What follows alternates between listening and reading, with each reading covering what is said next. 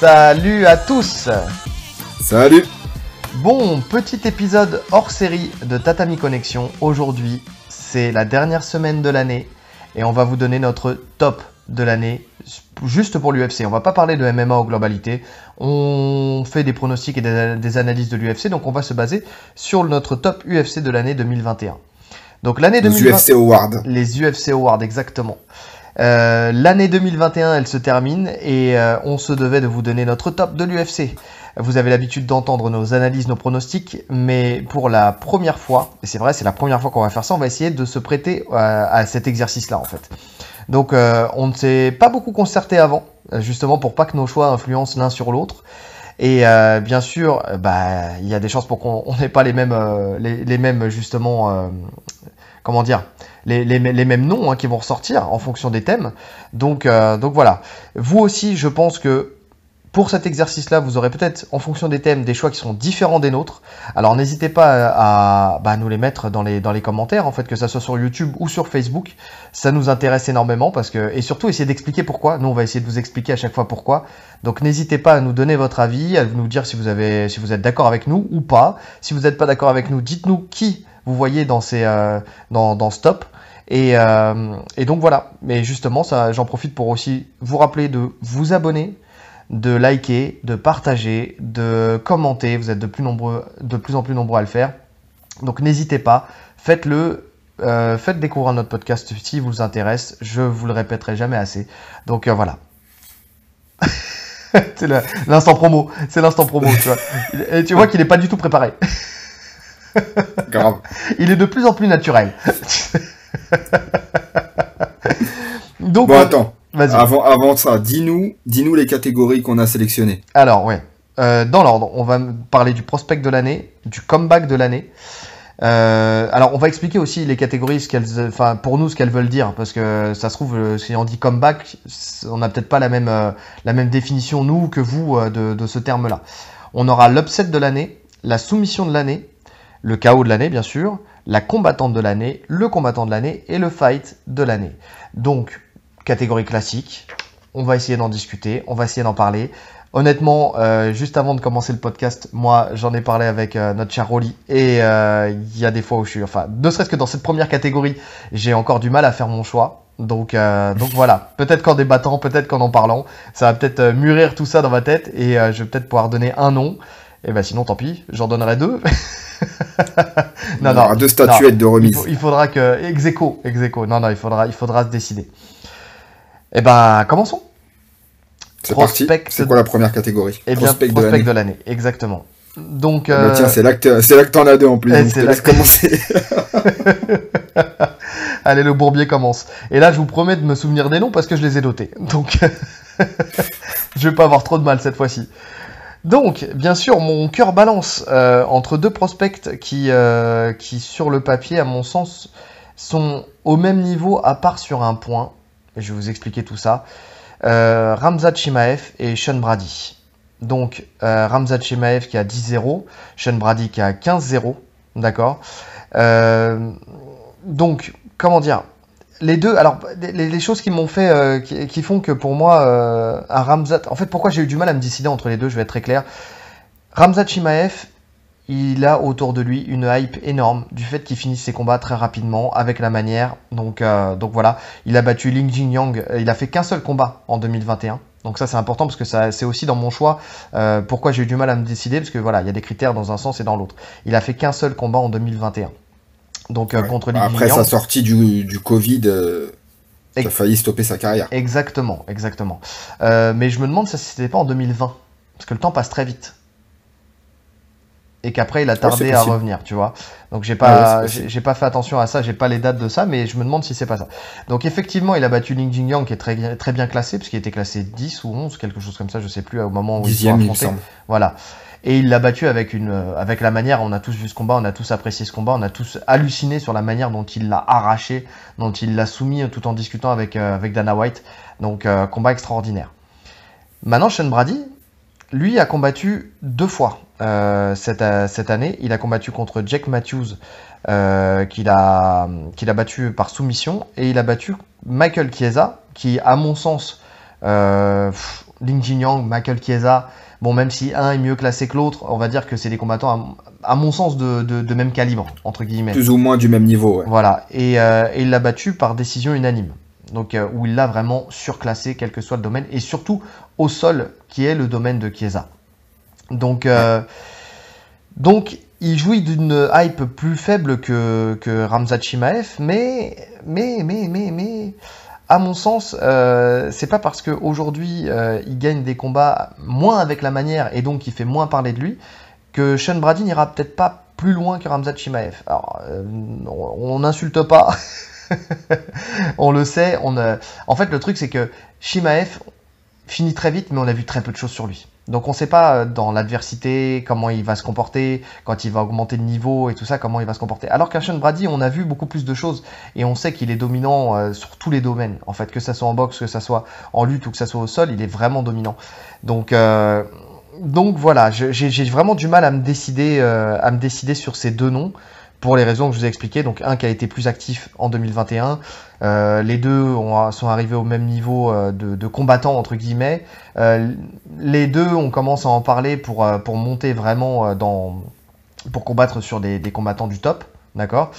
Donc c'est très compliqué pour moi de me décider. Et ils ont à peu près le même nombre de combats en plus à l'UFC, je crois. Ils doivent être à 4 combats. En plus, il parlait de faire un combat entre les deux, hein. Et ouais. Il me semble que quand Khamzat défie tout le monde, Sean Brady l'a accepté. Exactement. Alors je sais pas si l'UFC va prendre le risque de griller deux pépites, tu vois, parce que celui qui perd forcément, ça sera fin de la hype. C'est ça. Mais ça serait pas mal. Ça serait pas mal. Moi, j'étais intéressé pour voir ce combat, vraiment, parce que je pense que c'est deux profils qui méritent de s'affronter. Alors après, voilà, il y a le côté méritocratie en fait. Ils méritent de s'affronter. Après, il y a le côté business de l'UFC, et c'est vrai que je ne pense pas non plus que ça se fera. Je pense qu'ils vont chacun monter chacun de leur côté. Soit les deux montent et ils s'affrontent plus tard, soit il y en a un qui tombe et dans ce cas-là, il y en a qu'un qui montera, ou les deux s'écroulent, parce que c'est possible aussi que les deux s'écroulent. C'est possible aussi. Donc voilà, moi j'ai Khamzat Chimaev, il y a des combats que j'ai envie de voir là, justement des vrais tests. J'en parlais avec Lionel justement d'intrusion encore cette semaine.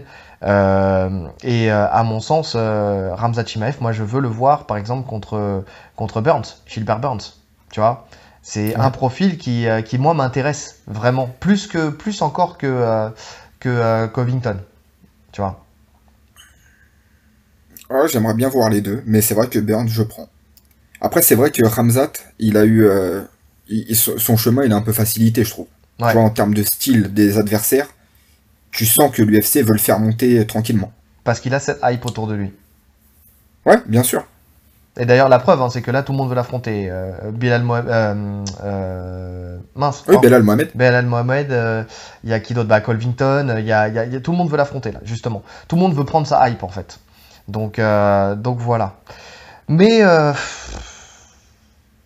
toi, tout à l'heure, tu me disais pour toi, en fait, tu peux plus le considérer comme prospect.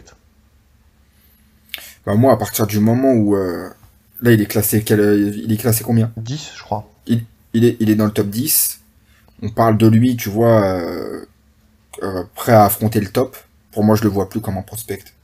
Il est installé. Donc, ouais. Après, il est installé. Discute, ouais, ça se discute. Donc, écoute, moi, pour lui donner de la force, parce que qu'il en a besoin. Il y en a un qui a peut-être besoin de plus de force que l'autre, et je sais que la voix de Tatami Connection, elle est entendue, hein, à travers le monde, et surtout à travers la France.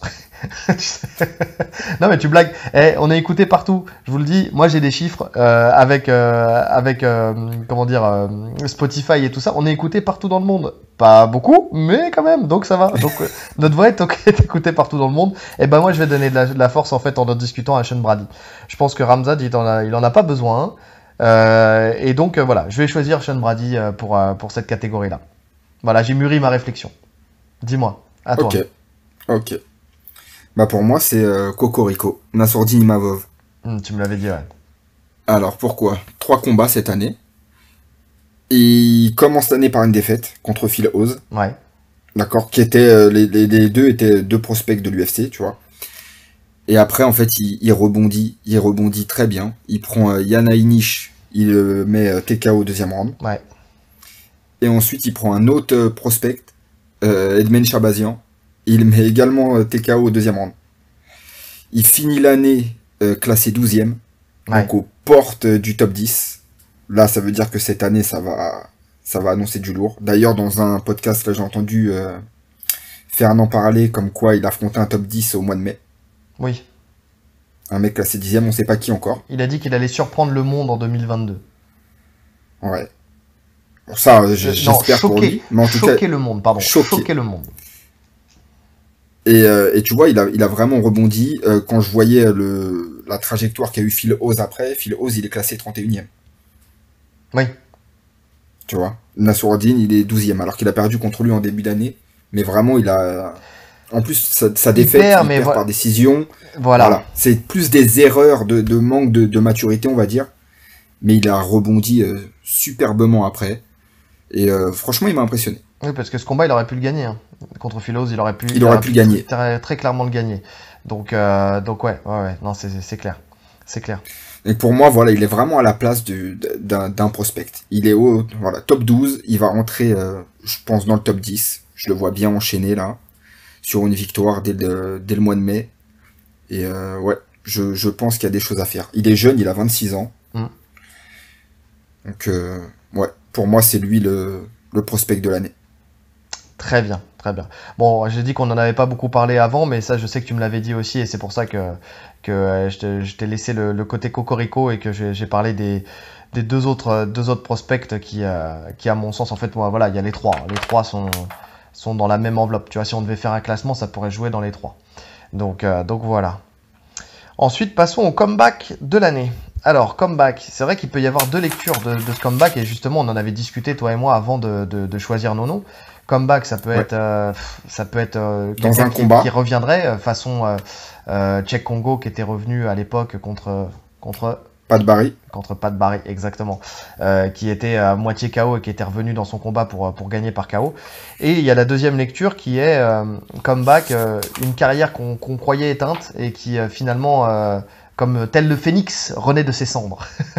Ouais, et donc, moi c'est plus sur ça que je suis parti là. Voilà, et on est parti là-dessus tous les deux parce que voilà, c'était plus intéressant et puis en plus ça permettait de mettre un ancien, et je pense qu'on a le même nom pour cette catégorie-là.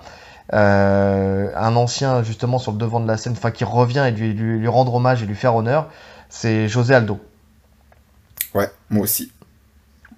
Donc José Aldo, il faut savoir que c'est 3 défaites entre 2019 et 2020. Donc alors 3 défaites. Volkanovski, Moraes et Petr Yan. Donc bon, c'est aussi 3 gros noms, tu vois. Et à partir de décembre 2020. Donc on va dire que c'est fin 2020, ça peut être début 2021, c'est pareil quoi. Ouais, donc, c'est pareil. De décembre 2020 à donc fin 2021, il revient comme jamais, il améliore son style, il change de style, il se réinvente. C'est ça en fait. Voilà, c'est ça, il se réinvente durant ses derniers combats. C'est plus du tout le même homme. On était sur un José Aldo qui avait du mal à finir un combat et qui aujourd'hui arrive à gérer son effort différemment. En fait, il fonctionne complètement différemment qu'avant, dans le style, dans la gestion de l'effort, dans tout. Et là, il fait 3 victoires entre décembre 2020 et donc décembre 2021, on va dire, avec Marlon Vera, Pedro Munoz et Rob Font. Ouais. En sachant que Rob Font était donné quand même vainqueur, presque largement vainqueur.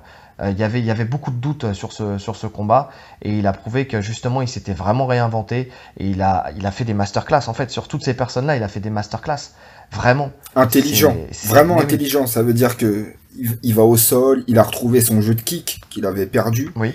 D'ailleurs, je sais pas comment il a fait parce qu'apparemment ses genoux sont flingués. C'est d'ailleurs pour ça qu'il kickait plus. Mais là, c'est revenu. Il a réparé son genou. Je sais pas comment. Ça doit être la saillie. Il est la saillie, ça sauve tout. Oh putain, on devrait traiter le Covid à la saillie. On reviendrait plus vite dans les salles. Oui, c'est sûr. Bolsonaro, estampillé Bolsonaro, tu sais. Déjà, il fait un changement de catégorie qui était risqué. Oui. Il le fait en 2020, hein. Ça date pas de 2021, il le fait en 2020. Mais c'était risqué dans le sens où déjà il cutait énormément et il avait déjà raté des pesées, il me semble, dans la KT où il était. Donc on se demandait dans quel état il allait arriver le jour du combat en descendant de KT, surtout qu'il manquait d'énergie clairement après le troisième round. Oui. C'est ce qui lui a fait défaut contre Max Holloway et contre toutes ses défaites dans la KT du dessus. Et voilà, il a retrouvé une seconde jeunesse alors qu'il a une carrière de fou, je sais pas il a combien de combats, mais revenir à ce niveau-là et être toujours au top, c'est énorme. Même le combat contre Peter Yan, en fait, même quand il perd, ok, il se fait finir, mais sur les 2 premiers rounds, tu vois, il domine. Il est là. Oui. Il est vraiment au niveau. Ouais, il est au niveau. Et on sait que Petroyan, c'est le mec pour l'instant indétrônable. Sauf quand il fait des conneries, où il met des coups de genoux à des mecs qui sont au sol. Mais sinon, le mec est indétrônable. On l'a vu encore contre Cory Sandhagen. Enfin voilà, c'est fight IQ, technique de feu. Enfin vraiment, le mec est très très fort. Donc perdre contre lui, c'est pas non plus, tu vois, c'est pas honteux de perdre contre Petroyan. Non, pas du tout. Donc ouais, franchement, José Aldo, il impressionne. Il impressionne et voilà. Et puis en plus de ça, moi ça me tenait à cœur de le mettre parce que après la sortie médiatique de Khabib qui a dit qu'il fallait qu'il prenne sa retraite et que voilà qu'il avait plus rien à faire dans le game, et ben il lui a prouvé le contraire et franchement moi je suis super content parce que c'est un combattant qu'on adore. Hein. Donc voilà. Mais de toute façon, tout le monde aime José Aldo. Personne ne peut détester José Aldo. Ouais, parce que le mec n'a jamais trash talké, parce que le mec a toujours été droit dans ses bottes, le mec a été invaincu pendant 10 ans. Enfin, comment dire quoi, c'est une des stars, une des légendes de l'UFC qui est encore en place. Et même avec tout ce qu'il a vécu par rapport à l'affaire Conor, le chaos qu'il prend, enfin revenir de ça, se relever après tout ça, franchement c'est compliqué. Hein. Faut avoir un mental de fou. Ouais. Et donc voilà, on pouvait que le mettre pour cette catégorie-là du comeback et puis penser cette catégorie dans ce sens-là en fait, pour pouvoir le mettre cette année dans le comeback de l'année quoi. Donc j'aurais pu mettre Dillashaw s'il s'était pas blessé contre Sandhagen et qu'il avait enchaîné une deuxième victoire, parce que comeback dans le sens où il revient de 2 ans de suspension pour le PO.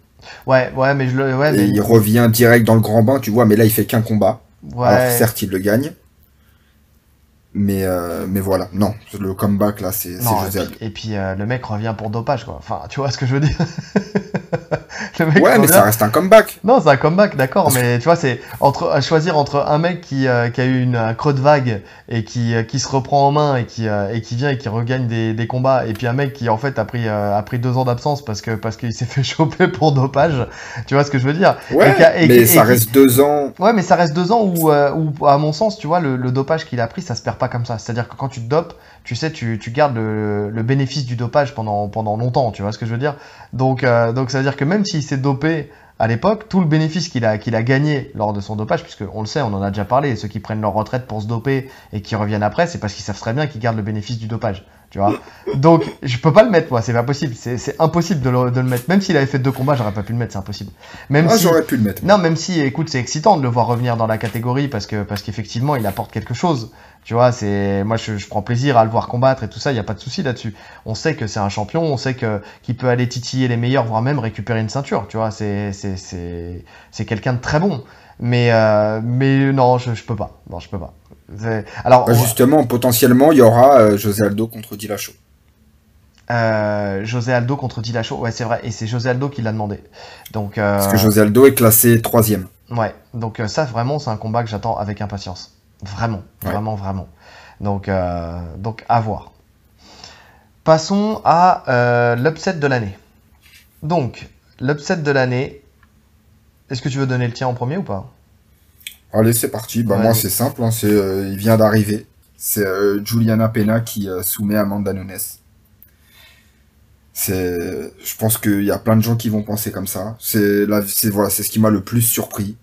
Amanda Nunes, elle est invaincue depuis 2014. Ouais. Sur une série de 12 victoires. Je pense que personne... Franchement, le mec qui a parié sur Juliana Pena, il a pris le pactole parce que... Il y en a, hein. Misha Tate a parié pour Juliana Pena. Elle a même dit qu'elle pouvait la soumettre. Et elle l'a fait. Mais ça doit être une copine à elle, c'est pour ça. C'était pour lui donner de la force. Surtout qu'elle doit avoir le seum contre Nunes, surtout. Ouais, ça doit être ça aussi. Non, mais franchement, qui pouvait prévoir ça? Bah nous-mêmes, hein, de toute façon, on l'avait pas prévu puisque même quand on avait fait le podcast analyse pronostic juste avant, on était passé très vite, on l'a survolé parce que justement, on se disait que c'était impossible que ça arrive. Ouais. Oui, monsieur a fait le choix de la facilité, monsieur a fait le choix de la nouvelle fraîche. Mais voilà, parce que là, t'es sûr que tout le monde va te dire oui, c'est vrai, je suis d'accord, oui, effectivement, Juliana Pena, c'était vraiment un truc de dingue. Mais tu vois, c'est un peu comme le vieux lion et le jeune lion, tu vois. Tu sais, il y avait plus il y avait pas la. Justement, tu vois, il y avait pas ce truc, l'œil du tigre, mec. Il y avait plus l'œil du tigre, tu vois. Donc ça va. Ah, mais là, il y a Apollo. Il y a Apollo qui est venu la voir, c'est bon, c'est réglé. Ça va revenir. Il y aura la revanche. S'il y a la revanche, tu vois, je suis pas. Là, franchement, si Juliana Pena confirme sur la revanche, je dis ok, respect. Je dis là, c'est l'upset de l'année. Là, bon. Non, bah non. Non, mais oui. Bah non, pour moi, ça serait pas un upset si elle confirme. Ça sera juste qu'elle est meilleure. Oui, elle confirmerait. L'upset, c'est justement que. Non, mais je suis d'accord avec toi. Non, mais je dis, à mon sens, elle confirmerait cet upset vraiment, tu vois. Là, ouais, je pense qu'on peut trébucher sur un. Tu sais, il y a toujours des jours avec et des jours sans. Bon, même si on n'a pas reconnu la Nunes de d'habitude, quoi. Tu vois ce que je veux dire? Mais ça reste un upset et je suis d'accord avec toi et je suis d'accord avec toutes les personnes qui diront que c'est l'upset de l'année. Là-dessus, je respecte. Mais c'est pas le mien. Moi, c'est pas. Vas-y, dis-nous le tien. C'est pas ça qui m'a choqué le plus. Mais ça, c'est parce qu'on fait du jiu-jitsu brésilien et donc voilà. Quand je dis ça, déjà, je vous donne déjà un indice. Ok, je sais ce que tu dis. UFC 258. C'était un mardi. Non, je sais le mec et tout. Menteur, l'UFC c'est un samedi. Et mercredi des fois, ça peut arriver je crois. C'est arrivé par le passé. Rodolfo Vieira, dont la cote était à moins 400, se fait soumettre par Anthony Hernandez, qui était à plus 310. Par une guillotine, moitié bras-tête, chacun dira ce qu'il voudra. Et bah ça tu vois, ça je pouvais pas m'y attendre. Autant j'aurais pu m'attendre à un KO. Tu vois, parce que voilà, c'est des choses qui arrivent, tu vois, tu peux te faire sonner, tu peux te faire coucher. Mais prendre une soumission, même si effectivement c'est parce qu'il était rincé, c'est plus le manque d'énergie. En fait, finalement, c'est la même chose. Entre Nunes et Rodolfo Vieira, c'est plutôt le craquage. Le craquage énergétique, on va dire. Tu vois, c'est-à-dire que tu vois, pour moi, Nunes, c'est pas énergétique, c'est mental. Ou mental, mais tu vois, mais c'est pareil. L'un va avec l'autre. Ouais, mais l'un va avec l'autre. C'est-à-dire quand t'as plus d'énergie, t'as plus de mental. Enfin, tu sais, tu peux avoir le mental qui peut t'aider à tenir. Et là, dans les deux cas, en fait, le mental, il est tombé. Tu vois, là, ils ont tapé vite. Tu vois, et ça se voit. De toute façon, quand on tape vite comme ça, c'est que c'est pas la soumission qui te fait taper, c'est que tu t'as pas la force. On n'en veut plus, ça y est. Ouais, en fait, on cherche une issue de sortie et voilà, elle est donnée par la soumission, on tape vite. Exactement. Et donc dans ce combat, putain, tu vois Rodolfo Vieira qui fait un premier round où il déroule comme d'habitude. Il vient, il amène au sol, il essaie de soumettre. Et franchement, Hernandez qui arrive à résister à tout ça. Et là, déjà, rien que pour ça, déjà, je lui dis respect. Hernandez qui est ceinture bleue, non? Ceinture bleue, c'est ce que j'allais dire. Ceinture bleue du jiu-jitsu brésilien contre Rodolfo Vieira qui est ceinture black, gold, silver of the universe. Parce que le mec, c'était quand même, il fut un temps, c'était l'homme, c'était le GOAT. À un moment, c'était le GOAT du jiu-jitsu brésilien, quoi. Mais c'est du MMA. Mais c'est du MMA. Et en fait, tu sens qu'au bout d'un moment, il commence à prendre la foudre. High kick, des coups de coude, tout ce que tu veux. Il a tout pris. Et au final, il essaye désespérément d'aller au sol.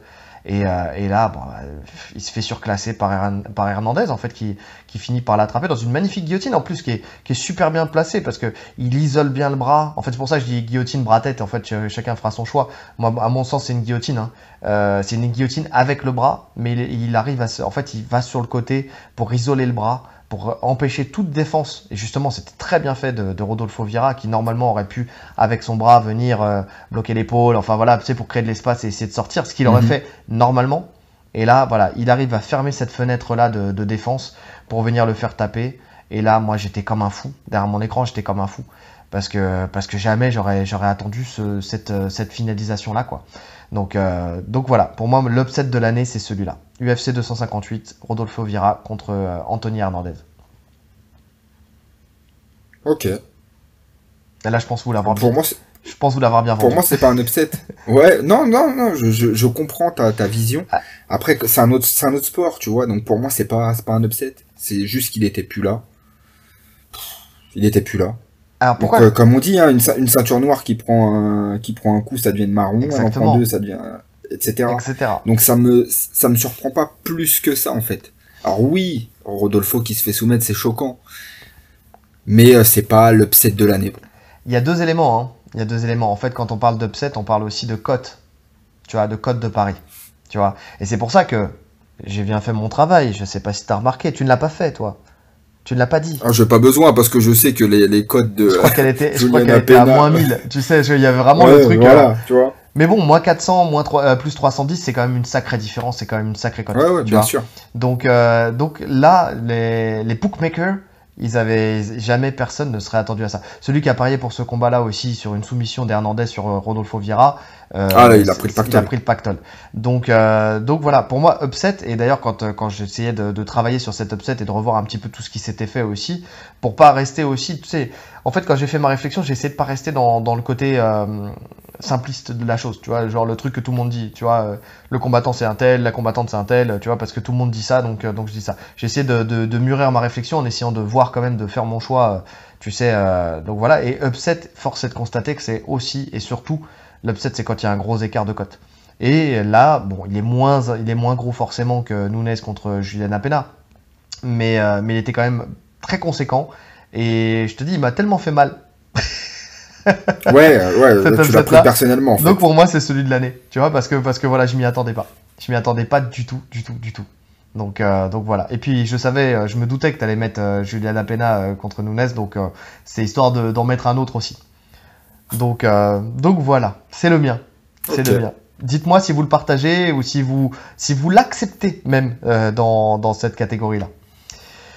Ensuite, soumission de l'année, mon cher Rolly, soumission de l'année. Je crois Tu qu'on a la commences? même. Mais je crois qu'on a la même de toute façon. On a la même? Moi, c'est Euh, UFC 265, 265. Vicente Luque. Exactement. Contre Michael Chiesa. Avec un triangle de bras après une phase de sol exceptionnelle où chacun était sur le point de soumettre l'autre. Donc vraiment. Et là, alors, je vais mettre un petit. Il y a celle-là, voilà, on l'a choisi, toi comme moi. Mais j'ai un petit bonus à mettre sur celle-là. Encore une où j'ai pas pu me décider entre guillemets. Mais c'est parce que je veux faire un petit plus sur un combattant qui débute à l'UFC. Donc, enfin qui débute, j'en sais rien en vrai s'il débute, mais en tout cas voilà, il était en bas de carte. J'avoue, je le connais pas ce type-là. Mais sa soumission m'a impressionné. Sa soumission m'a impressionné. Donc ouais, non, enfin, toi et moi, on a été impressionnés par la même chose, quoi. C'est le fait que C'est l'enchaînement en fait. Mais oui, C'est l'enchaînement au sol. Déjà, il sort des enfers, il sort de étranglement arrière, neck crank, pour soumettre derrière. Et en plus, soumettre Michael Chiesa, c'est ça. qui a un sacré niveau au sol. Tu vois, c'est pas n'importe qui. Donc, non, trop fort. Mais Magnifique. Vicente Luque, il a un bras-tête qui est exceptionnel. De toute façon, je crois qu'il a fait taper il fait tellement de monde. Avec ce bras-tête, il a fait taper Tyron Woodley, il a fait taper Chiesa. Enfin, tu vois, il a un bras-tête qui est fort. Il peut le placer à n'importe qui. En fait, tu sens que quand les bras ils sont autour du bras, Ah, mais Tyron Woodley, là, Tyron Woodley, il taperait tout seul, même, je crois. À cette heure-ci, Tyron Woodley, le pauvre. peut-on encore parler de lui? Mais oui, non, faut pas minimiser sa carrière. Non. Faut pas qu'on rentre dans ce jeu-là comme les autres où ils oublient tout ce qui s'est passé avant, tu vois. Non, mais quand il a soumis Tyron Woodley, c'était déjà la fin. Parce que c'est son dernier combat à Ouais, l'UFC. oui, c'est ça.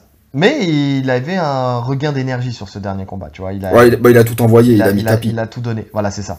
All-in. Exactement. Pour les connaisseurs. Ça a pas payé. Ah non. Le croupier lui a dit merci, la porte est par là.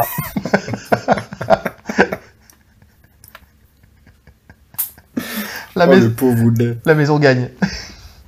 Donc effectivement, ouais, non, c'est magnifique. Le fait d'être sorti des enfers comme ça, mais c'est exceptionnel. En fait, voilà, quand on regarde bien, les soumissions à l'UFC, c'est presque souvent les mêmes. Bras-tête, étranglement dans le dos. Enfin, voilà, il y a peu. C'est ce qui fonctionne. Voilà, c'est ça. C'est ce qui fonctionne le plus à haut niveau, quoi. Exactement. Donc tu vois pas, tu vois pas de choses extraordinaires. Mais là, ce qui a rendu cette soumission extraordinaire, c'est vraiment c'est ce qui s'est passé avant, quoi. C'est ce qui s'est passé Ouais, c'est avant. l'enchaînement. Donc voilà. Mais il y a quand même eu, quand même un petit coup de cœur Alors on va en discuter parce que le débat qu'on a eu tout à l'heure, il était très intéressant, mais j'ai eu un petit coup de cœur sur ce dernier UFC.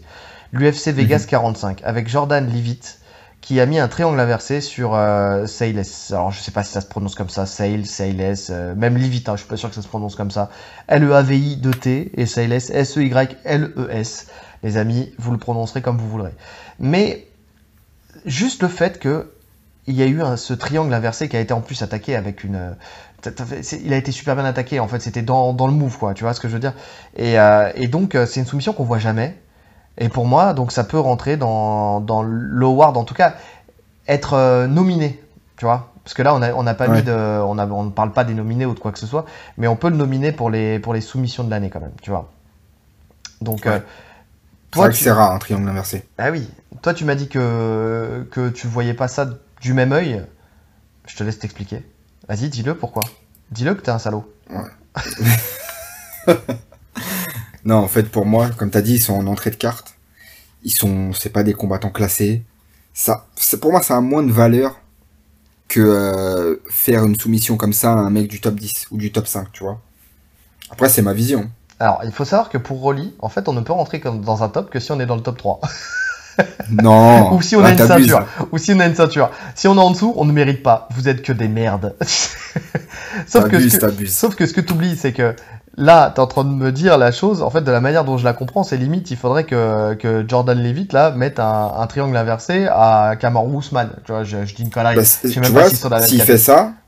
S'il fait ça, c'est une autre... Ah oui, c'est une autre valeur, clairement. Bien sûr. Sauf que moi, je t'ai rétorqué tout à l'heure à ça. Parce qu'on discute avant d'enregistrer, bien sûr, et là, on vous remet dans notre discussion d'avant. C'est que ces deux personnes-là sont censées être au même niveau à l'UFC, tu vois ce que je veux dire? Donc ça veut pas dire que l'un... Non mais... Ça, on le sait pas, ça. Bah, en termes de palmarès, tout ça, en termes de... Tu vois, enfin, je sais pas. En tout cas, c'est pas parce que les mecs sont en bas de carte qu'ils sont claqués. Tu vois, ils ont peut-être moins d'expérience. Ah non, mais j'ai jamais dit ça, je me permettrai pas. Les deux peuvent être très très bons au sol.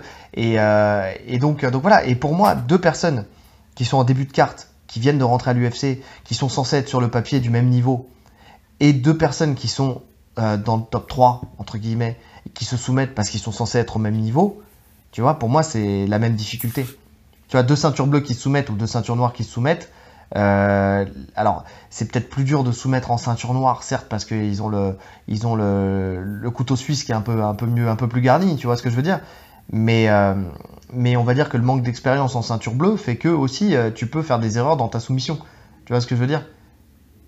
C'est le même niveau, tu soumets au même niveau. Et donc, ce triangle inversé, bah, à mon sens, il est là. Il a le mérite d'être là. Il a le mérite d'être nominé dans la soumission de l'année. En plus, ça arrive. Ça arrive sur la ligne finale. En plus, sur le dernier UFC. Donc pour le coup, moi, je valide fort cette soumission. Même si je suis d'accord. Non, on peut le nominer. On peut le nominer clairement. Mais pour moi, c'est pas le truc de l'année. Oui, bah, de toute façon, pour moi non plus, puisque c'est looké. Mais bon. Il fallait que j'en parle parce que franchement j'ai été impressionné par cette petite soumission qui m'a fait du bien parce qu'elle était différente des autres. Ouais. Tu vois. C'est vrai que finalement, alors même la soumission de l'année là qu'on met, c'est un dark shock, hein. Mais il y a rien eu cette année d'incroyable. Mais non, il y a rien. Tu vois, on a eu des années où il y avait comment ça s'appelle la soumission là. Ouais, il est dans le dos, il prend la jambe, il tire le genou, il fait une jet de genou. J'ai plus le nom non plus, mais en tout cas, ouais, il l'envoie par la poste. Non, tu vois, des trucs comme ça, des gogo plata, des trucs comme ça. C'est devenu rare tout ça, on les voit plus. Non, ça se fait plus trop. Enfin, cette année, en tout cas, il y en a pas eu à l'UFC, je parle. Non. Ou alors je suis passé à côté. Non, parce que ça se serait su, tu vois, ça se voit, il y aurait eu dans un top. Enfin, moi, dans mes recherches, j'ai tout saigné. Hein. Déjà, pour trouver les soumissions de l'année à l'UFC, c'est très compliqué. Les KO, il n'y a pas de problème. Alors ça, tu trouves tout ce que tu veux. Mais pour trouver les soumissions de l'année, c'est très très compliqué, tu sais, pour te remettre en tête tout ce qui s'est passé. Parce que bien sûr, hein, on a une mémoire qui est... Bah oui, tu vas pas te taper tous les événements, c'est pas possible. Je n'ai pas une mémoire eidétique, je ne me souviens pas de tout. Et donc il faut travailler, tu vois. Et là, ça a été très dur, Donc voilà. Mais en tout cas, cette soumission tombait à point nommé là sur ce dernier UFC, et donc c'est pour ça que je voulais en parler aussi. Ça serait bien de voir plus de soumissions comme ça. Pour nous en tout cas, et pour tous ceux qui aiment le sol, ça serait mieux que de voir que des bras-têtes et des étranglements dans le dos, quoi. Donc voilà. Et c'est pour ça d'ailleurs que j'ai pas mis Khamzat Chimaev justement contre Lin Jingyang, parce que c'est vrai qu'on aurait pu la mettre, hein, mais ça reste un étranglement dans le dos, quoi. Tu vois, non, pour moi, non. Pour moi, je la mets pas. Ouais, mais tu sais, c'est l'avant. Parce que c'est l'amener de cette ouais, soumission, mais tu parce vois. que si tu le mets, tu peux mettre n'importe qui, en fait. Tu peux mettre Charles Oliveira contre Chandler, contre Poirier. Ah, on aurait pu mettre contre Poirier. Hein. Bah, contre Chandler, non. Enfin, parce que contre Chandler, il n'y a pas de soumission, Bichon. C'est un KO. Exact. Ouais, je suis un ouf. Mais quoi, on a tellement l'habitude de le voir se mettre, tu sais. Mais oui, on aurait pu mettre. C'est vrai que le passage. Ouais. C'est vrai qu'elle est belle. Ouais. J'aurais pu le mettre contre. J'y ai pensé d'ailleurs contre Poirier. Viens, on supprime, on recommence tout le top, non? Non. Non okay. Non. Jamais. Non, parce que je garderai Luque, parce que j'ai kiffé ce truc-là. C'est excitant de voir de les voir rouler comme ça et de passer d'une soumission à l'autre comme ça. C'est ça. Bon, passons au KO de l'année, mon cher Rolly. Alors. Et là, on n'est pas d'accord. Enfin, je sais pas ce que t'as mis, mais je sais qu'on n'est pas d'accord. Bah écoute, je vais commencer, on verra. Hein. UFC Fight Night 184. On n'est pas d'accord. On n'est pas d'accord. Mais je m'en doutais un petit peu. Tu t'es encore mis sur quelque chose de basique. Tu sais, le truc que tout le monde dira. Mais bien sûr, je sais, je te connais. Et moi, le KO qui m'a impressionné... Je représente le grand public, moi, monsieur. Parle pas trop près de ton micro, tu vas faire saturer le son. C'est pas lui qui gère derrière, c'est pour ça. Donc, UFC Fight Night 184, Cory Sandhagen contre Frankie Edgar. Qui met un coup de genou, mais oui, un coup de genou sauté en 28 secondes, mes amis, 28 secondes contre Frankie Edgar, qui quand même a été très peu mis KO dans sa carrière, puisque Ortega était le premier et Sandhagen ça a été le deuxième. Donc, alors est-ce que Ortega a brisé la mâchoire de granit qui était celle de Frankie Edgar, ou est-ce que c'est les années? Je ne sais pas. Mais en fait, les deux, je pense. Ce qui m'a plu dans ce KO, d'une part, 28 secondes, déjà le chiffre extraordinaire. D'autre part, coup de genou sauté. Et en plus de ça, le mec, tu sais, c'est l'attitude derrière de Sandhagen. C'est-à-dire qu'il met son coup de genou sauté et il marche. Il s'en va comme un prince. Il part. Voilà. Il sait que c'est fini. Et tu vois, en plus, Frankie Edgar, mais raide. Tu sais, les bras le long du corps, tétanie, tu vois. Donc vraiment... je sais pour toi que je dis ça. Donc c'est pour ça. Pour moi, effectivement, je sais de quel KO tu parles. Mais celui-là, je sais pas, il m'a fait un truc en plus. Tu vois, c'est un truc que t'as pas l'habitude de voir. Encore une fois, c'est un truc que t'as pas l'habitude de voir. Le dernier coup de genou sauté qu'on a vu et qui était un KO de l'année, c'était Masvidal contre Ben Askren. Ben Askren. Ça, c'est des KO qui te vendent du rêve, tu vois. Et moi, ce KO-là, il m'a vendu du rêve. À ton tour, mon cher Rolly. Ok. Vous savez tous de quoi il va parler. Bah, je vais te surprendre. Tiens, je viens de changer. Alors, c'est Frankie, lis vite. Tu sais, c'est le mec qui va sortir. C'est Tyson Fury contre Wilder. Non, attends. Il y a... Comment il s'appelle? Frankie Edgar, le pauvre, il a pris un autre KO énorme contre Chito Vera, le front kick, là. Oui, mais c'est après, ça. Sa tête, elle a tourné partout. Ouais. Oh, c'était chaud. Mais non, moi, je suis resté classique. Tu me connais bien, j'ai mis quoi? Eh bien, tu as mis Kamaru Usman, bien sûr, contre Exactement. Jorge Masvidal. Exactement. La terreur des faubourgs. Donc, UFC 261, KO deuxième round. KO magnifique. C'est vrai, je te l'accorde. Il y avait tout. Il y avait le son, la lumière et les images. Il y avait tout. Il y avait la hype du combat. Il y avait un Masvidal qui n'a pas été fini depuis 2008. C'est vrai. Il a pris un TKO en 2008. J'ai même pas vu le combat, mais ça date. J'ai pas vu le TKO qu'il prend. Si, on l'avait vu, mais tu t'en souviens pas, mais on l'avait vu justement quand on avait préparé... je crois que c'est quand on avait préparé ce combat-là, d'ailleurs. Où on en avait parlé, justement. Ah ouais, je m'en rappelle. Ouais, je crois. La violence du coup, en fait... Il n'y a pas grand-chose à dire, en fait. Ouais, c'est bien amené, il y a tout, il tombe KO tout de suite, il y a la sueur qui part dans tous les sens, tu sais, il avait une deuxième tête de sueur autour de lui, c'est une auréole de sueur. Ouais, et puis en plus, Masvidal, il avait une... Bon, là c'est redescendu, hein. Mais sur la revanche, il avait quand même une sacrée hype, hein. Ouais, après on sait que cette hype, elle était surfaite, hein. Ouais, bien sûr, mais ça reste le bad boy, tu vois. Et le voir se faire éteindre comme ça, c'est... Waouh. Franchement, magnifique. Et en plus, ça assoit encore plus la nouvelle version d'Ousmane, un peu, tu vois, qui finit ses combats. Là, il vous donne des indications sur la suite du classement.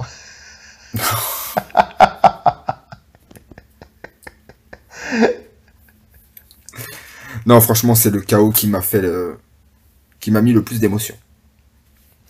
Voilà, Ouais, ouais. magnifique. Non, c'est vrai que moi aussi, il m'a choqué ce KO, hein. Franchement, il m'a choqué. Mais encore une fois, je voulais pas être sur le côté basique du. Après, ça reste un enchaînement pas simple, parce que c'est pas simple. Ce qu'il fait, en fait, c'est très technique, tu vois. Oui, Il prépare, il fait descendre la main avec son bras avant, il envoie le bras arrière. Il y a tout un travail, mais bon, ça reste une droite. c'est ça. Tu C'est un vois, truc c'est que tu sûr que vois. visuellement, c'est moins impressionnant qu'un coup de genou sauté. Voilà, c'est un truc que tu vois plus souvent, quoi. Mais c'est voilà, c'est la façon dont il la prend, comment il tombe. Il prend 2 par pas en plus au sol. C'est, Ouais, et puis il est KO, quoi. Il dort. je suis d'accord et je comprends. Et je comprends tout à fait. Ça aurait pu être mon top aussi, mais je sais pas. J'ai ce côté, j'aime bien, tu sais, les trucs qui, comme je te dis, qui sortent un peu de l'ordinaire. Donc voilà, bah dites-nous lequel vous choisissez entre les deux et surtout s'il y en a un autre qui vous parle aussi, hein. Il y a ça aussi, donc n'hésitez pas. Passons à la combattante de l'année. Là, je crois qu'on est d'accord. Combattante de l'année. Ouais. Bah, écoute, j'ai mis Rose. Bah, je crois qu'on est d'accord. Rose Namajunas, tout simplement, enfin pour moi, hein, parce que, alors, on aurait pu, tu sais, tu pourrais dire aussi, tu sais, la première combattante qui pourrait te venir à l'esprit, c'est Shevchenko. Mais Shevchenko, en fait, pourquoi pas combattante de l'année? Pour moi, parce que il n'y a pas de, Il n'y a pas il y a pas d'opposition, ouais, d'opposition. C'est ça, elle est trop facile. c'est Elle est ça. trop facile. On aurait pu mettre, voilà, pour le coup, moi j'aurais pu mettre Juliana Pena pour justement le fait qu'elle ait fait cet upset contre Nunes, tu vois. Elle a combattu 2 fois, elle a battu Sarah McMahon, et puis elle a battu Amanda Nunes, elle a combattu 2 fois cette année. Donc voilà, elle arrive à la ceinture, j'aurais pu la mettre, j'aurais pu la mettre. Mais Rose Namajunas, elle a combattu 2 fois Weili Zhang. Elle la met KO sur le premier Ouais. combat, en sachant que Weili Zhang, Ah. quelle Et un combattante! superbe KO en plus, hein. Et un superbe KO où tout est fait, c'est travaillé. High kick magnifique où elle feinte, en fait, elle feinte le low kick Le low kick. pour partir en high kick, en question kick, là, pour justement la mettre KO. Magnifique. Elle confirme avec une victoire à la décision. Un Alors, peu plus dur. il y en a qui disent que la décision aurait dû revenir à Weili Zhang, peut-être, peut-être pas, on sait pas, on n'est pas dans ce débat-là. Mais en tout cas, voilà, elle confirme. Elle revenait après avoir perdu sa ceinture. Enfin, vraiment, enfin, voilà quoi. Elle récupère sa Même elle, hein, ceinture. c'est un peu un comeback, hein, parce que tout le monde disait que mentalement elle est vraiment instable, etc. Oui, Moi, je pense qu'elle a confirmé que mentalement elle est là. bien sûr. Ouais, ouais, tout le monde la voyait craquer par l'événement, surtout sur le deuxième combat. Nous, on avait parié sur elle parce qu'on sait que jusqu'à maintenant, elle a jamais perdu une revanche. Et là, Ouais. et bon, elle va toujours à la décision, par contre, sur ses revanches. Donc là, elle a confirmé en fait ce qu'on a dit. Et voilà, elle a gagné même le respect de Zhang. Donc ouais, non, non, il y a pas de débat à mon sens, et à notre sens à tous les deux. Ouais, ouais, bien sûr, c'est Ouais. Rose Namajunas. Ouais. Donc ouais, et dans les prospects de l'année, on aurait pu aussi faire le Mettre prospect Manon Fiorot. ouais, Manon Furo en prospect féminin, hein. J'y pense. On a fait un prospect masculin, mais on aurait pu faire un prospect féminin. Donc Ah non, moi j'ai pas fait masculin ou féminin, j'ai fait oui, mixte. t'as fait mix, ouais. Mais oui, oui, Manon Furo, elle aurait pu. D'ailleurs, c'est la deuxième meilleure recrue de l'UFC, je crois, dans leur classement. Oui, exact. Donc, J'ai lu l'article tout à l'heure. donc Ouais. Cocorico. Ensuite, alors, combattant de l'année. Et là, voilà, c'est là où moi j'ai fait. Alors, vas-y, commence, parce que tu fais ton homme du peuple. Ton... Vas-y, Ah commence, je bah te moi laisse c'est commencer. Kamaru Usman. Ouais, Kamaru Usman, pourquoi? 3 défenses de titre, déjà c'est énorme. Un champion qui fait 3 défenses de titre, c'est rare maintenant. ouais, sur On la sait même que les année, je suis champions, d'accord. il s'économise au maximum. C'est vrai. Là, il a vraiment enchaîné, hein. Il a fait 3 défenses de titre. En plus, il a pas pris n'importe qui. Il prend Burns en début d'année. Il le bat par TKO. Il prend Masvidal. Il le met KO. Pour moi, le KO de l'année. Et ensuite, il finit l'année avec Covington, qui est sûrement dans la KT, là, actuellement, son rival le plus dur, Oui. en termes de style. Il le bat à la décision. Euh, magnifique. Son jeu évolue. Il est plus agressif, il essaye de finir. Il a pris une stature cette année. Il est vraiment considéré... tu vois, au début, quand les gens voyaient Ousmane sur la carte, on pensait à un combat chiant. Ouais. Maintenant, on a envie de le voir. Quand on le voit, on sait que ça va cogner. Et il finit l'année numéro 1 pound for pound. Il y a pas grand-chose à dire d'autre. Le mec est vraiment... il est installé. Je vois pas beaucoup de monde là, pour l'instant. Sur l'année prochaine, là, je vois pas beaucoup de monde le battre. Franchement, alors peut-être avec le temps, mais là, actuellement, je le vois vraiment installé sur le trône. Ouais, attention, Bichon, parce que sorti du contexte, installé sur le trône, ça peut avoir un autre sens.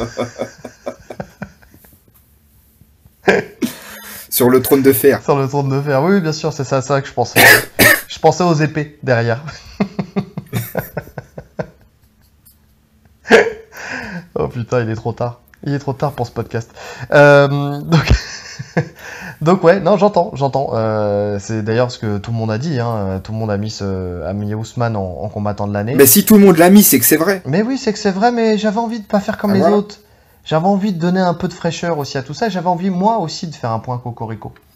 Donc parce que... Alors, c'est là où on s'est pas entendu, parce que toi, tu m'as dit que pour toi, le combattant de l'année devait avoir la ceinture. C'est ce que tu m'as dit il y a quelques jours. Oui, clairement, mais pour moi, ça doit être un champion, surtout. Parce que défendre le titre, c'est plus dur que d'aller le chercher. Oui, défendre le titre, c'est plus dur que d'aller le chercher, mais après, si t'as quelqu'un qui est méritant et qui a pas le titre, ou qui a un titre intérimaire, je vous donne des ça peut être aussi un combattant de l'année, tout dépend de ce qu'il a réalisé dans l'année, parce que tu fais 3 défenses de titre claquées, tu vois, bon... tu vois ce que je veux dire? Enfin, pour moi, c'est plutôt... parce qu'elles sont claquées, les défenses de titre de Kamaru. Je n'ai pas dit que les siennes, elles étaient claquées, mais tu vois, avoir le titre n'est pas gage de... Tu vois, c'est ce que je vous disais tout à l'heure. Pour Rolly, en fait, il faut être dans le top pour mériter d'être dans le classement. Moi, je suis un peu moins strict là-dessus. Il faut prouver des choses. Enfin, voilà, il faut montrer que tu es là. Et moi, je regrette que justement Cyril Gane, Cocorico, c'est mon point Cocorico à moi. Toi, tu as eu Nassourdine tout à l'heure. N'ait même pas été, je crois, mentionné pour ce combattant de l'année, quoi. Il a été mentionné? Daniel Cormier, il l'a mis combattant de l'année. Écoute, Daniel Cormier, je te respecte et je suis d'accord avec toi. Cyril Gane, à mon sens, alors il est chez les lourds, catégorie qui est pas facile. C'est quelqu'un qui apporte. Alors, c'est très bien. En plus, juste une chose. On l'a dit, toi et moi, c'est quelqu'un, on pourrait le mettre même dans les prospects, normalement. Ouais. Tu vois? Et le mec, là, lui, pour le coup, alors tu disais pour Chimaev tout à l'heure, là, pour le coup, pour Cyril Gane, c'est impossible de le mettre dans les prospects. Par contre, c'est un mec qui quand même a apporté un renouveau dans la catégorie des lourds, dans le style, dans la façon de combattre, qu'on n'avait jamais vu jusqu'à maintenant. C'est quelqu'un qui a combattu aussi 3 fois cette année, tout comme Ousmane. Il a battu... attention, les mecs qu'il a battus, c'est des mecs qui étaient ultra dangereux. Rozenstruik, donc kickboxer extraordinaire et un pouvoir de KO. Voilà, on va dire que c'est un des plus gros KO punchers de la KT, et même de tout l'UFC. Volkov, qui lui est c'est une plaie à combattre. Une montagne. Une montagne. Le mec, il a une allonge de fou, il est là, il a un style qui est pas facile à lire. Enfin, tu vois ce que je veux dire, on en a parlé déjà. Enfin, c'est dur à gérer. Voilà, dur à gérer pour n'importe qui. C'est très dur à gérer, tu vois. Et Derek Lewis, recordman de KO de tout l'UFC. Et force est de constater, et là c'était pour le titre intérimaire, donc il a gagné, donc il a le titre intérimaire, et on sait qu'il ira essayer de chercher le titre vraiment des lourds contre Ngannou, là le 22 janvier. Mais voilà, à chaque fois, en fait, pourquoi moi je l'ai mis en combattant de l'année? C'est-à-dire que on a 3 profils qui sont différents, et les 3 fois, il les a surclassés, masterclassés, je sais pas si ça se dit, mais je vais le dire. Différents dans l'approche, mais ça reste des strikers, les 3. Alors oui, ça reste des strikers, effectivement. Non, on est d'accord, ça reste des strikers, mais c'est différent dans l'approche, effectivement, c'est 3 styles différents, tu vois. Et force est de constater qu'il a nullifié le style de ces 3 personnes. Il paraissait pour des débutants. Tu vois. Ouais, je suis d'accord.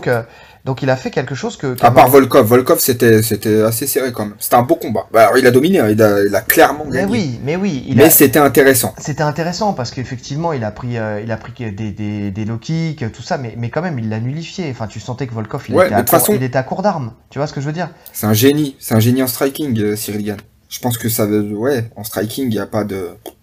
À moins d'un KO qui peut arriver à n'importe qui, parce que un puncher peut t'éteindre sur une frappe. Bien sûr.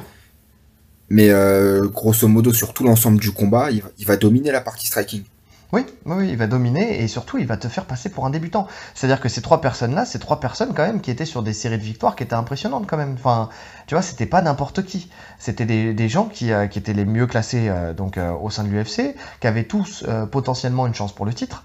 Tu vois, et d'ailleurs on le voit, hein, tu prends Derrick Lewis, il est combattant remplaçant pour Gane contre Ngannou, tu vois, et il a encore éteint Dakos là, qui était un des prospects de la KT, enfin tu vois, qui est un bon prospect de la KT et qui montait super bien, il l'a éteint, tu vois, donc c'est quelqu'un qui a su vraiment dominer et qui a su être dominant, vraiment tu sais intouchable. C'est le chevalier d'or, il est intouchable. Là où pour moi, Kamaru Usman, alors oui, il a fait 3 défenses de titre, il a fait des combats extraordinaires, mais tu vois, par exemple, il a montré certaines failles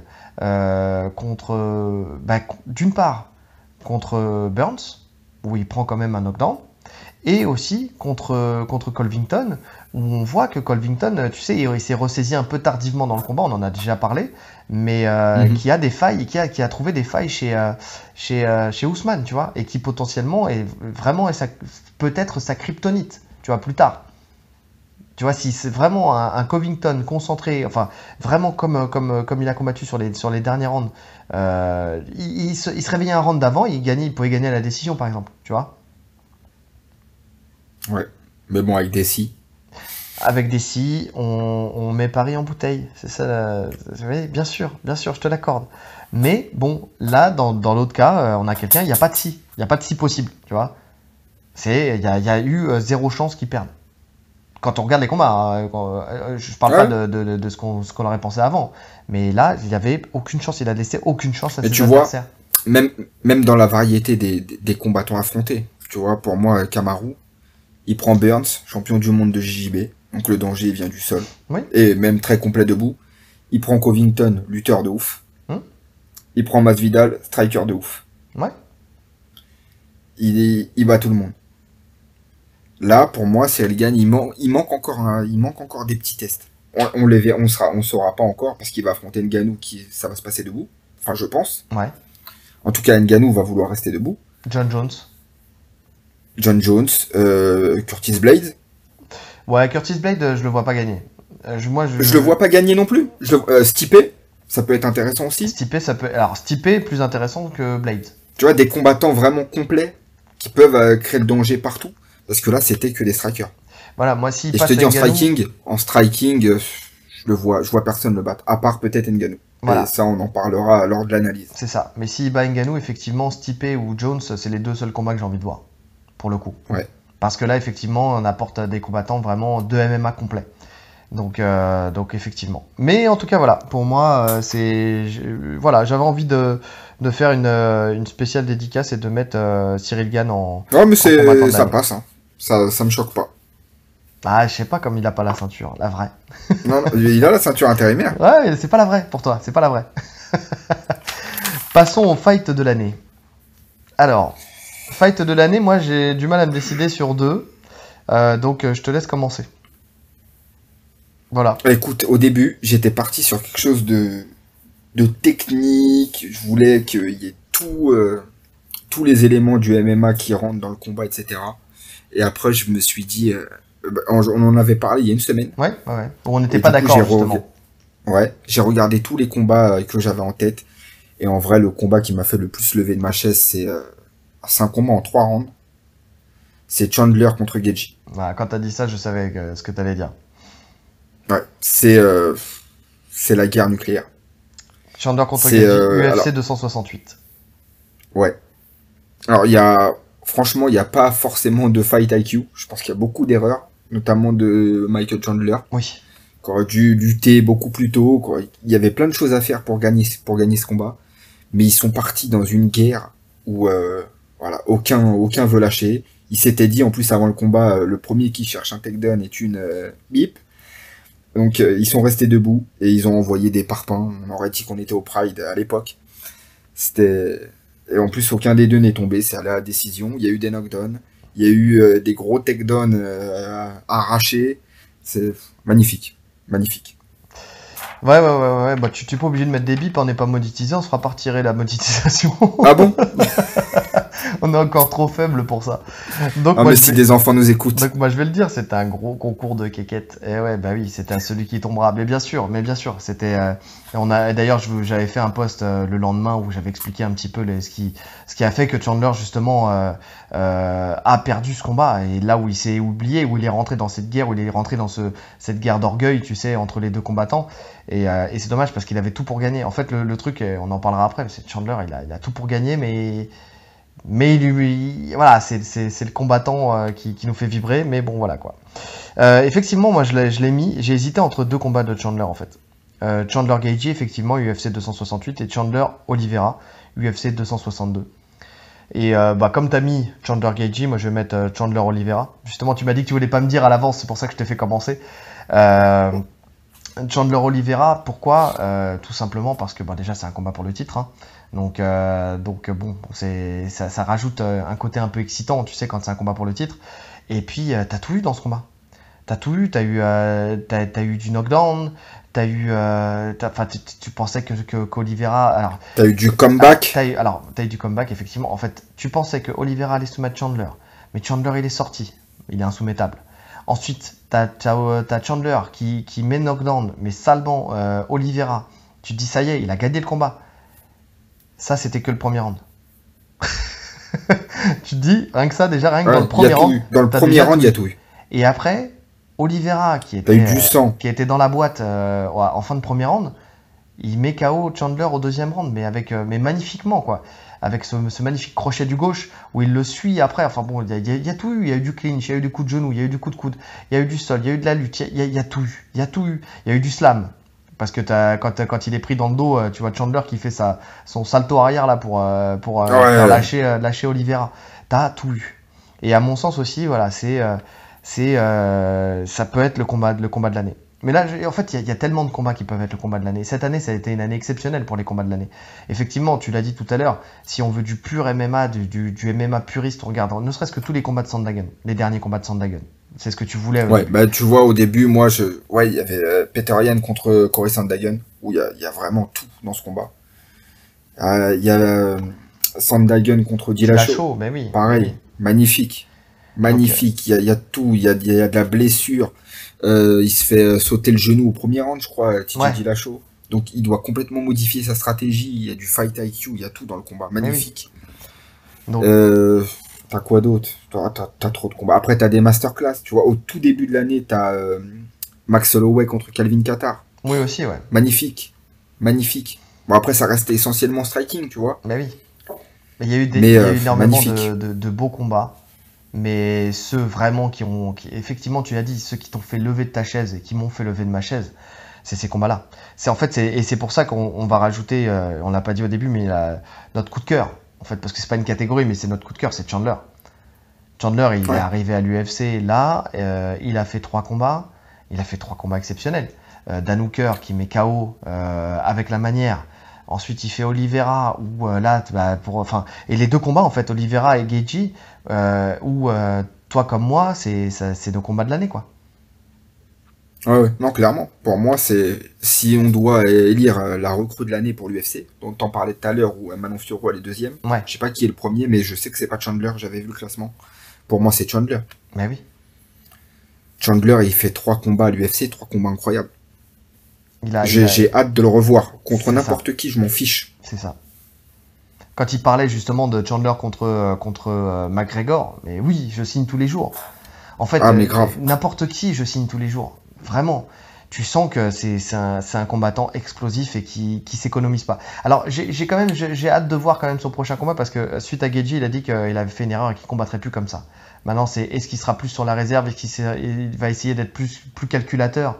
tu sais, plus stratégique, on va dire. Je sais pas, mais en tout cas, voilà, c'est jusqu'à maintenant, c'est un combattant. Déjà, quand on l'avait analysé pour faire les pronostics, les analyses pronostiques de ses combats précédents, on s'était rendu compte, parce que c'était un combattant qu'on n'avait pas plus suivi que ça, on s'était rendu compte que c'était un combattant vraiment très intéressant. En fait, c'est vraiment pas un combattant ennuyeux dans tout. Ça veut dire que même son style de lutte n'est pas ennuyeux. Ça bouge tout le temps. Il cherche des frappes, même ses amenées au sol, elles sont magnifiques. Ouais. C'est un style explosif. Ouais. Donc tu peux pas t'ennuyer. C'est un combattant à highlight. C'est ça. Donc, c'est ça. Donc ouais, notre petit coup de cœur, en tout cas, on en parle souvent, mais c'est lui. Coup de cœur, c'est Chandler. Et notre déception, c'est qui? McGregor. Ma déception de l'année? Oh là, tu me prends au dépourvu. Ouais, je t'en ai pas parlé. Mais j'en ai pas, parce que je l'ai pas calculé non plus, mais je me dis ouais, pourquoi pas McGregor, quoi.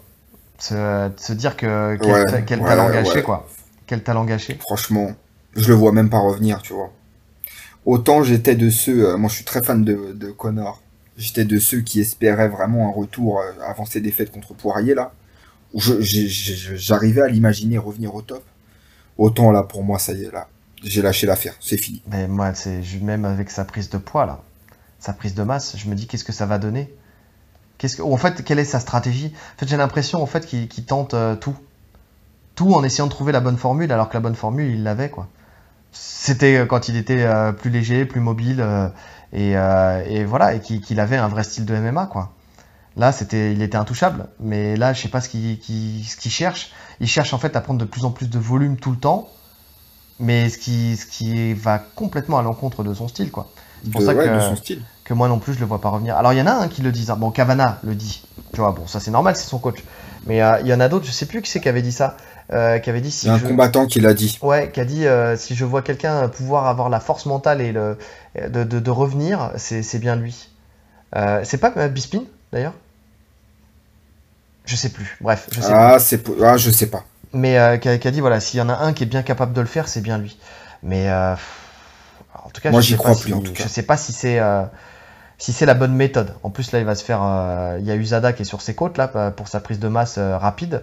Après, franchement, sa prise de masse, moi, elle me choque pas plus que ça. Moi non plus, parce que moi non plus. J'ai vu les photos, il est toujours congestionné. Voilà. Il a pas un physique de bodybuilder non plus. Non. Non, il pour est moi, pas franchement, veineux, c'est une prise de masse que tu peux atteindre naturellement. Voilà, je pense que c'est des photos qu'il a pris après une grosse séance où il est effectivement avec un bon angle, une bonne lumière. Voilà, tout en congestion. Et voilà, et tu sens qu'il est plus grassouille, tu vois, entre guillemets. Il est toujours volumineux, mais c'est plus grassouillet que musclé sec où il se serait dopé, il serait super affûté, tu vois. C'est ça. Et c'est des photos, tu vois, c'est pas des vidéos. Les vidéos, ça change. Ouais, je suis d'accord. Tu vois, quand on le voit très soulevant, là, avant une pesée, on le voit hyper massif. Et arrivé à la pesée, finalement, quand il est filmé par les caméras de l'UFC, il est normal, quoi. Ouais. Donc ouais, mais bon, après, faut voir, hein, il a peut-être une stratégie en tête. Écoute, on verra. Moi, j'aimerais que là, qu'il passe de ma déception de l'année à ma surprise 2022, quoi, tu vois. Mais je suis comme toi, j'y crois pas. Non, mais j'y crois pas non plus. Hein. J'y crois pas. Mais bon, pourquoi pas, tu sais, on sait qu'il est exceptionnel, qu'il a choqué le monde et qu'il a fait en sorte que le MMA et l'UFC prennent une ampleur qu'elle n'avait jamais connue, tu vois. Donc pourquoi pas, écoute, on sait jamais. Tout est possible avec lui, hein. C'est Magic Mike. Qui sait. Mais écoute, 2022, c'est dans 5 jours. On sera bientôt fixé. Comment ça, dans 5 jours? On est le 30, là. Non, on est le 30, il est 2h10 du matin, on est le 30. C'est demain soir. Demain soir, on se fait la bise. Enfin, de loin, à distance, en Wi-Fi. Ouais, je suis qu'à contact en plus. On est deux. Je le suis aussi. C'est triste. Je suis qu'à contact 2 fois en 2 semaines. Merci les open mat. Oh putain. Donc ouais. C'est 2 open mat, 2 cas contact. Magnifique. Oh là là. I love this sport. Mais pour l'instant, je mets des triangles à la volée au Covid, hein, parce que pour l'instant, j'ai pas un symptôme, donc ça va. Fais le malin, va. Fais le malin. Demain, t'es cloué au lit. Demain, je suis sous respirateur, putain. Oh non, on blague pas là-dessus. On blague pas là-dessus. On a dit pas les vêtements, pas les mères et pas le Covid. Donc on blague pas là-dessus. Donc voilà. Bon, je pense qu'on a fait le tour et qu'on peut s'arrêter là-dessus. On avait dit 30 minutes, on a fait 1h04. Bah, c'est à notre image. Tous nos podcasts, on dit qu'ils vont durer un quart d'heure et il faut 2h40. Donc voilà, mais notre public aime ça, de toute façon. Notre public aime. Tu sais, c'est un public qui écoute ça sur la route. Tu sais, sur le chemin des vacances, sur le chemin du travail, sur le chemin. Donc ça va, on est bien. Moi, je suis serein. 1h05, c'est bien. En dessous, j'aurais été triste. C'est pas on vous l'a fait courte. Ouais, c'est vrai. C'est un hors-série. C'est vrai. On vous l'a fait courte, on s'obstine à rester en dessous. Mais un hors-série, on peut dépasser. Donc voilà. Mais bon, là, je pense qu'on a fait le tour. Donc je vous le rappelle, n'hésitez pas, si vous êtes encore là. Si vous êtes encore là, c'est important. Si on vous a pas perdu en chemin. Parce que notre public nous écoute qu'un quart d'heure. Donc, si on vous a pas perdu en chemin, n'hésitez pas à nous dire si vous validez notre top, si vous êtes en accord avec nous. Si c'est pas le cas, n'hésitez pas à nous donner le vôtre. D'accord, en toute intelligence, d'accord, et puis voilà, tout va bien, abonnez-vous, toujours, hein, et puis... Ouais, likez, partagez. Exactement. Activez la petite cloche. Ça y est, je suis un youtubeur. Oh putain, on commence à parler comme des youtubeurs. Il faut qu'on commence à se filmer et qu'on mette un petit fond derrière. Bon, sur ce, il ne nous reste plus qu'à vous souhaiter une bonne journée. Ou une bonne soirée et une bonne année. Et une bonne année en fonction de l'heure à laquelle vous nous écoutez, en fonction de si vous nous écoutez en 2021 ou en 2022. Hein. Je vous rassure, ça sera la même année. En tout cas, voilà. Grave. C'était le final le plus claqué de l'année. Allez, salut. Ciao.